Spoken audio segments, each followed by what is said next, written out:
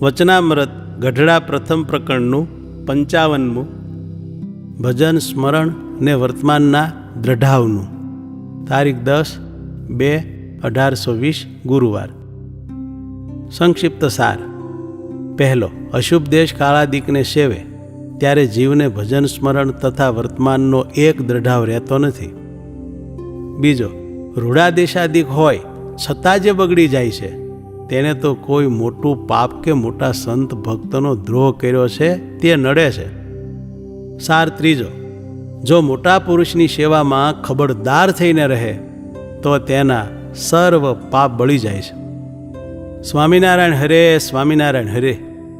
સંવત 1876ના મહાવદી એકાદશીને દિવસ શ્રીજી મહારાજ શ્રી ગઢડા મધ્યે દાદા ખાચરના દરબારમાં પોતાના ઉતારાના વિશે ઉગમણે દ્વાર ઓરડાની ઓસરી ઉપર વિરાજમાન હતા અને સર્વ શ્વેત વસ્ત્ર ધારણ કર્યા હતા ને પોતાના મુખારવિંદની આગળ સંત તથા દેશ દેશના હરિભક્તની સભા ભરાઈને બેઠી હતી.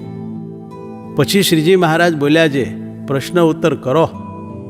પછી મુક્તાનંદ સ્વામીએ પૂછ્યું છે, જીવને ભજન સ્મરણનો તથા વર્તમાનનો એક દ્રઢાવ કેમ રહેતો નથી? પછી શ્રીજી મહારાજ બોલ્યા છે, એ તો અશુભ એવા જે દેશ, કાળ, ક્રિયા અને સંગ તેને યોગે કરીને રહેતો નથી. અને તે દ્રઢાવ પણ 3 પ્રકારનો છે, ઉત્તમ, મધ્યમ અને કનિષ્ઠ. તેમાં જો ઉત્તમ દ્રઢતા હોય અને દેશ, કાળ, ક્રિયા અને સંગ એ જો અતિ ભૂંડા થાય તો તે ઉત્તમ દ્રઢતાને પણ ટાળી નાખે. તો મધ્યમ અને કનિષ્ઠ દ્રઢતાની તો શી વાત કહેવી? અને દેશ, કાળ, ક્રિયા અને સંગ એ અતિ ભૂંડા થાય ને તેમાં પણ દ્રઢતા જેમ છે એમને એમ જો રહે તો એને પૂર્વનું ભારે બીજબળ છે ને ભારે પુણ્ય છે.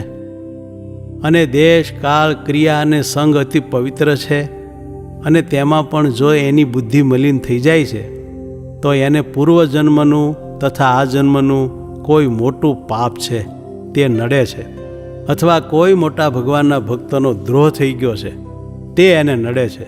કેમ જે દેશ, કાળ, ક્રિયા અને સંગ રૂડા છે તોય પણ એનું અંતર ભૂંડું થઈ જાય છે. માટે હવે જો મોટા પુરુષની સેવામાં ખબરદાર થઈને રહે તો એના પાપ બળીને ભસ્મ થઈ જાય.